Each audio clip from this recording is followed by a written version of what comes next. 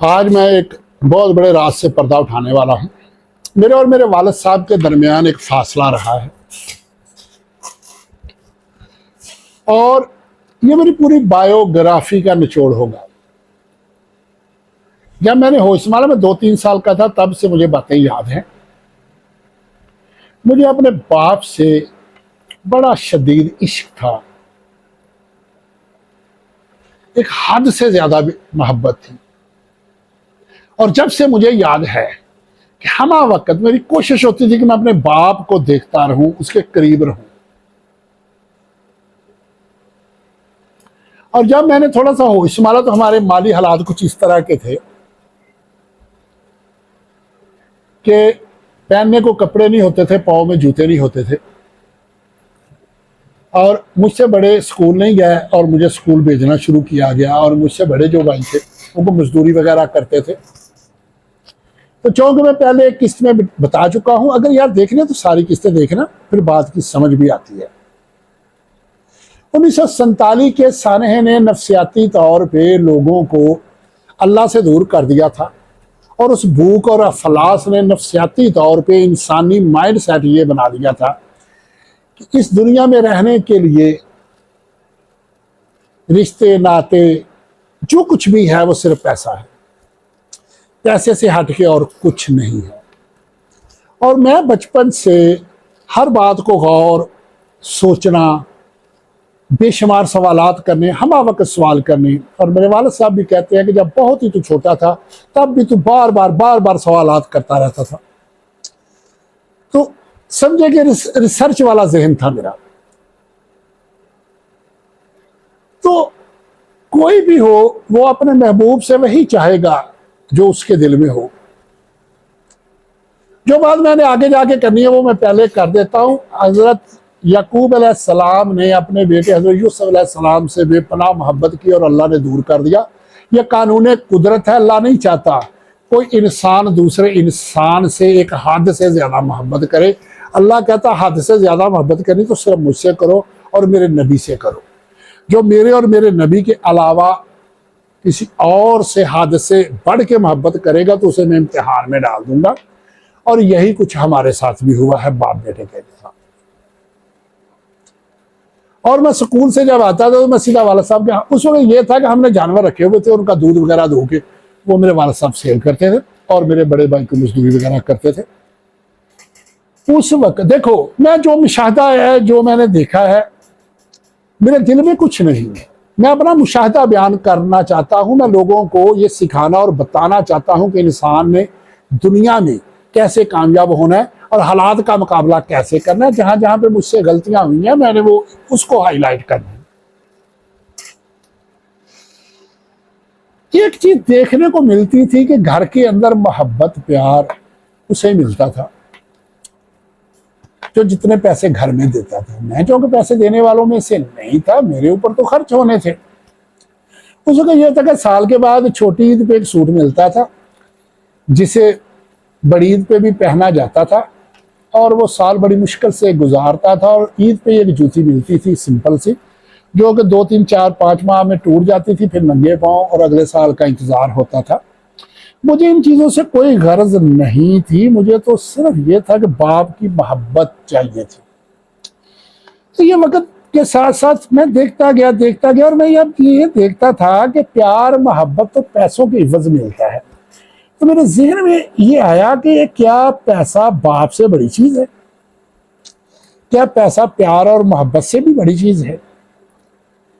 तो मेरे उस नन्हे से जहन में रिसर्च के बाद मुझे ये बताया कि नहीं, पैसा बहुत हकीर चीज है, ये बहुत दूर जाके इसका नंबर आता है। तो मैं इसी कश्मकश में था कि इतनी हकीर चीज के बदले में इतनी अजीम चीज को कैसे खरीदा जा सकता है। तो करते करते मेरा एक माइंड बन गया कि यार ये चीज को मैंने इस चीज के बदले में नहीं खरीदना, पैसों के बदले में मैंने नहीं खरीदना।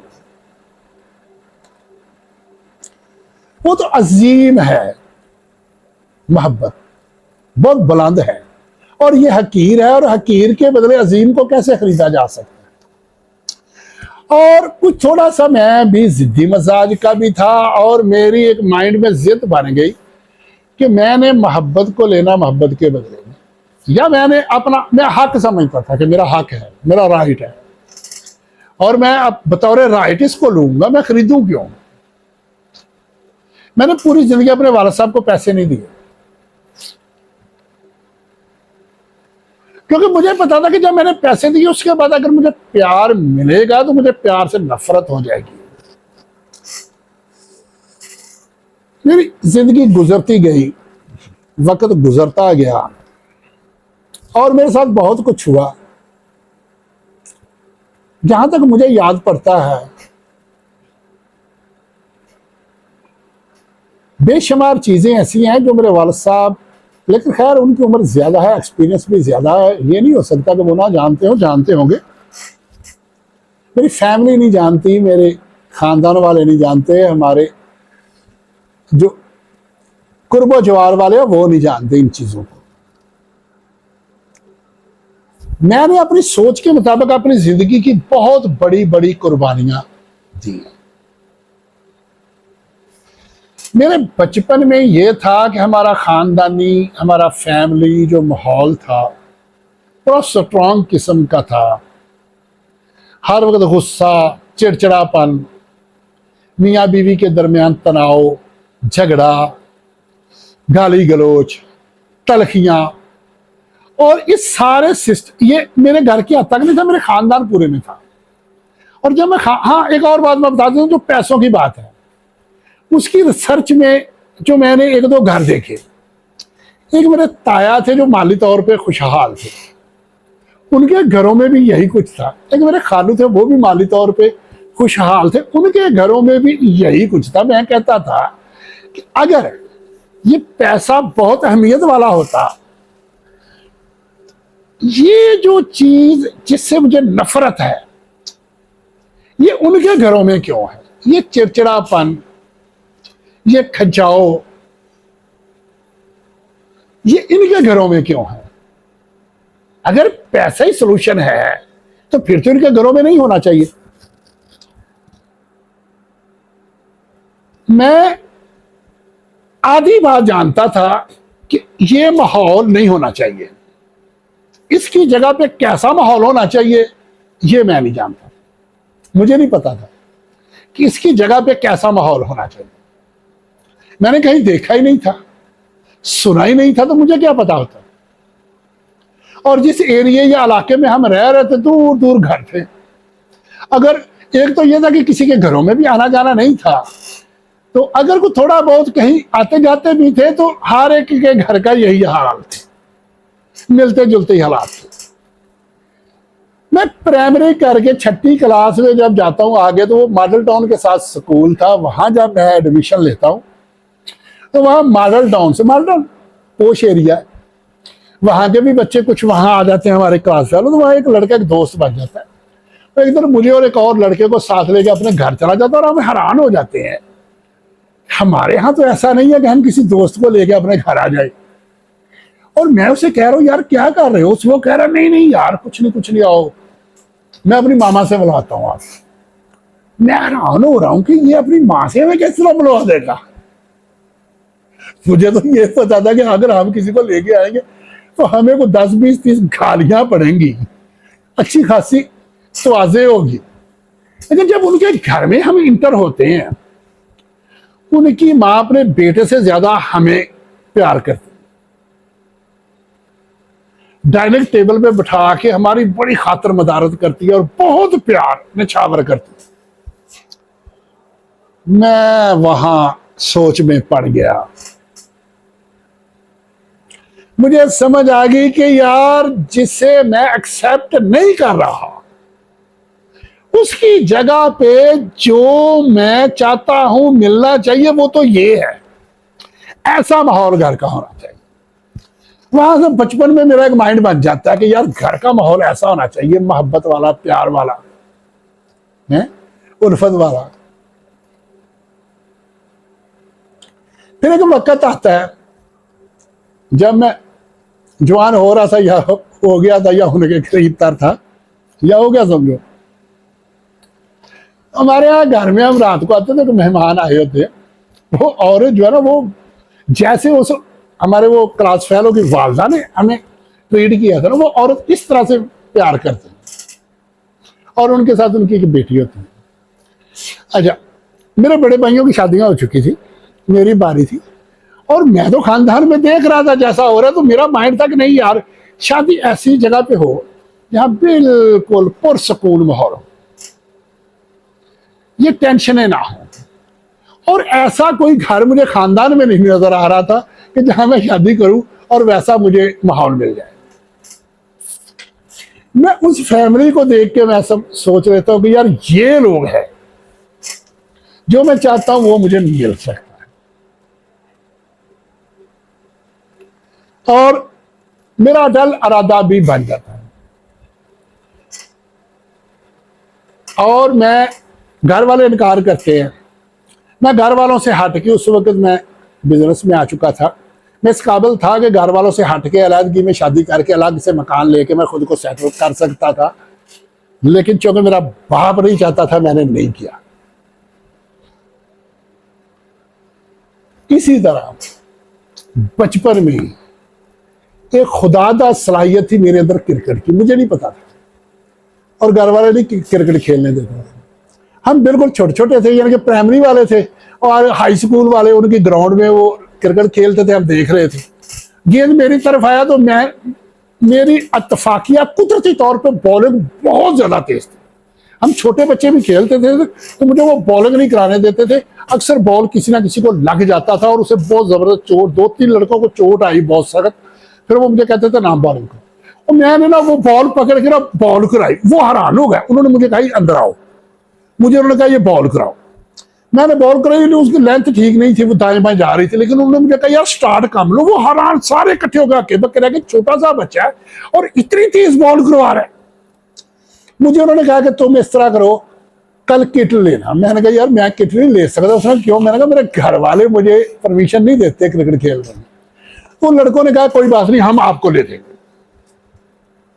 और हम आपको, आप हमारे साथ खेल। मेरा और उनका बहुत फर्क था, मेरे बाप को पसंद नहीं थी और मैंने वहां इनकार करके मैं आ गया। बेशुमार जिंदगी में ऐसी चीजें हैं जिन्हें मैं समझता हूं।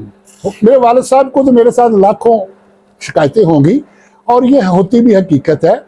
कोई भी बेटा जो वालिदैन औलाद के लिए करते हैं ना, कोई औलाद वालिदैन के लिए वो नहीं कर सकती। इस चीज को मैं बिल्कुल तस्लीम करता हूं। मैं तो खैर वैसे ही कुछ नहीं कर पाया वालिदैन के लिए, जो करते भी है ना सारी जिंदगी भी करते रहे। तो वालिदैन की एक रात या एक पल की औलाद के लिए की गई एफर्ट का बदल नहीं हो सकती।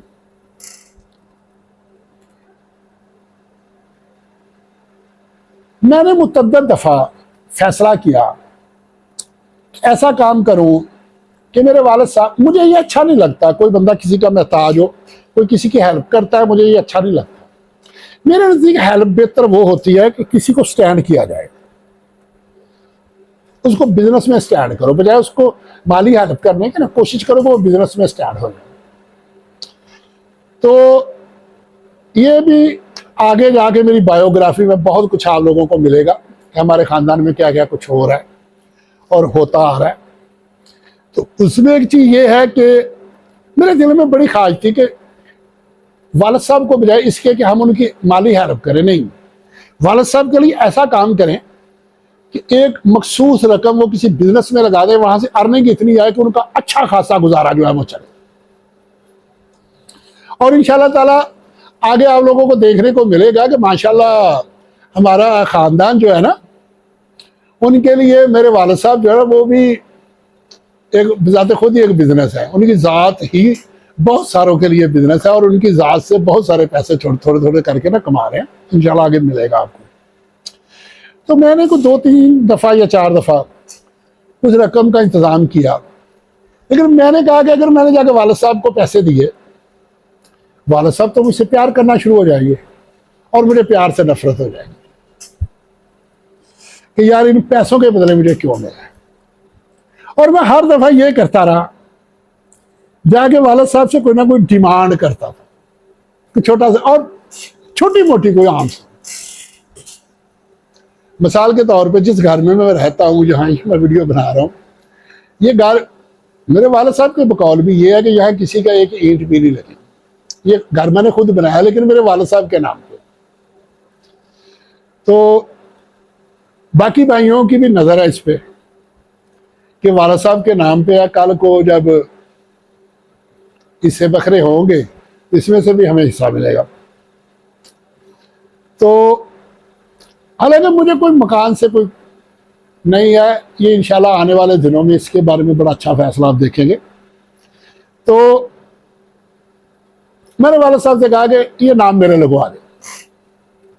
वो बाद की बात है, मेरे दिल में क्या था, मैंने लगवाना था नहीं लगवाना था, या उसका मैंने क्या फैसला करना था, मेरी आगे बायोग्राफी में आएगा मकान के मतलब मेरा फैसला क्या था। लेकिन आगे से वालिद साहब ठोक के जवाब देते थे। फिर मैं यहाँ तक भी आया, एक दफ़ा मैंने पैसे का इंतज़ाम किया और आगे की जगह पे मैंने बिजनेस का भी इंतज़ाम किया जहाँ लगाने थे, जहाँ से मेरे वालिद साहब की बड़ी अच्छी लाइफ उनकी गुजरनी थी ताकि वो किसी के मोहताज ना रहे। तो मेरे साथ मेरे एक भाई ने ना मकान बनाया, तो पहले मेरा पुराना बना हुआ, तो मैंने कहा कि भाई मैंने भाई से हिस्सा नहीं लेना, लेकिन आप इतना कर दें, हम दोनों भाइयों को बैठा के ज़रा हिसाब कर दें कि मेरी दीवारों के साथ जो उसने मकान बनाया है उसमें मेरा हिसाब बनता है या नहीं। लूंगा नहीं, मैं सिर्फ हिसाब करना। उन्होंने कहा तू कौन होता है हिसाब करने वाला, जगह तो मेरे नाम पे। तो ऐसे कुछ मौके आए कि मैं अपने बाप के लिए नहीं कर पाया। अब मैं एक बात माशरे से, अपने ख़ानदान से और स्पेशली अपने वालिद साहब से करना चाहता हूँ। अब भाई मैं आपकी मोहब्बत को बहुत तरसा हूँ। मेरी बहुत छोटी उम्र थी जब आपको दमा हो गया था, और मैं क्या करता था, रात को लहाफ ऊपर लेके रात जागता रहता था और रोता रहता था और अल्लाह से दुआएं मांगता रहता था कि या अल्लाह मेरे बाप को ठीक कर। जब भी कभी आप बीमार होते थे या आपको कोई मसला होता था तो मैं एक ही काम करता था, रात भर रोता रहता था और सुबह आप ठीक हो जाते थे। और उन दिनों पूरा खानदान बड़ा हैरान हुआ था कि ये दमा तो इतनी जल्दी जान नहीं छोड़ता, ये अचानक कैसे ठीक हो गया। मैं नहीं कह रहा उसमें मेरा कोई कमाल नहीं, कोई कुछ नहीं, ये अल्लाह की तरफ से। मैं सिर्फ अपनी अकीदत बता रहा हूं। मैं आपकी मोहब्बत को बहुत तरसा हूं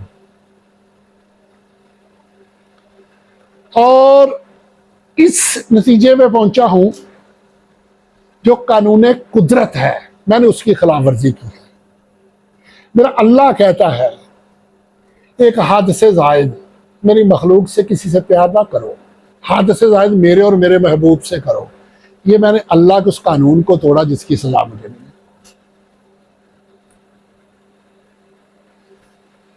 एक दूसरी बात मैं बताता हूं कि वालिद साहब को कि भाई मेरे से भी ज्यादा आपको मुझसे प्यार है। मेरा खानदान, मेरे बहन भाई, मेरे अजीजों कारब सारे ये समझते हैं कि सरवर से उसके बाप बिल्कुल मोहब्बत नहीं करता या बहुत कम करता है। मैं पूरे खानदान को बताने लगा हूं। ये मेरी जब वीडियो देख रहे होगे, मेरा और आप लोगों का कनेक्शन कट चुका होगा, मेरे और आप लोगों की मुलाकात के चांसेस खत्म हो चुके होंगे। मुझे मेरे बाप से पहले मौत आएगी और मेरा बाप मेरा जनाजा नहीं पढ़ पाएगा। पूरी दुनिया उस दिन देखेगी कि मेरे बाप को मुझसे कितनी मोहब्बत है। और मेरा बाप मेरी जुदाई के गम में मुब्तला होके चंद दिनों में, चंद माह में, चंद सालों में या चंद घंटों में इस दुनिया से जाएगा और पूरी दुनिया देखेगी कि सबसे ज्यादा मेरा बाप मुझसे प्यार करता था। मैं अपनी अकल और समझ के मुताबिक जितने तरीके मुझे आते थे मैं सारे इख्तियार कर चुका। और मैं इस नतीजे पे पहुंचा हूं कि दुनिया आर्जी है, अल्लाह ने आखिरत इसलिए बनाई है मुस्तकिल आखिरत है, और आखिरत में अल्लाह ने इंसान को उसकी ख्वाहिश से भी 10 गुना ज्यादा देना है, उसकी जरूरत से भी बहुत ज्यादा देना है। जहां अल्लाह ने और बहुत कुछ देना है, मेरा अल्लाह मेरे बाप की मोहब्बत भी मुझे वहां देगा। इसी उम्मीद के साथ मैं सब को छोड़ के अलग हो रहा हूं और खुद को सजा देने लगा हूं। अगर मैंने अपने बाप का हक अदा नहीं किया तो मुझे भी हक नहीं पहुंचता कि मैं अपनी औलाद से अपनी खिदमत करवाऊं। ये मैंने अपने लिए सजा तजवीज़ की है। अगर मैं बाप के लिए नहीं कुछ कर सका तो मैं औलाद से अपने लिए क्यों करवाऊं।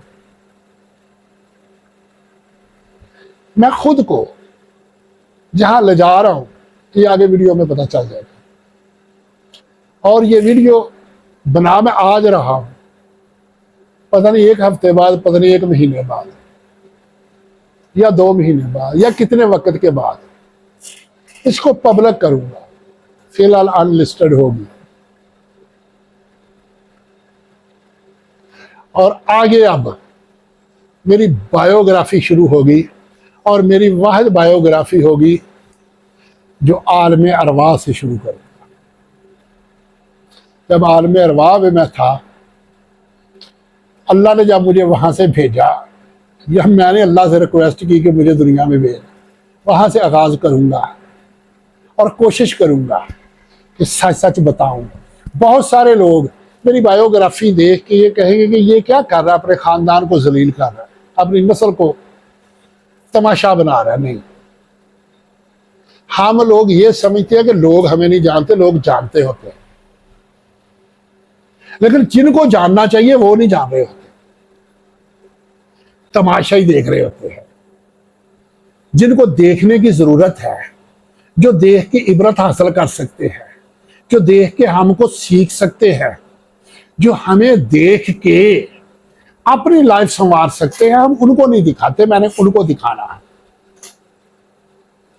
कि घरों से खानदान कैसे बनते हैं, खानदानों से कौमें कैसे बनती हैं, कौमों पे अरूज कैसे आते हैं।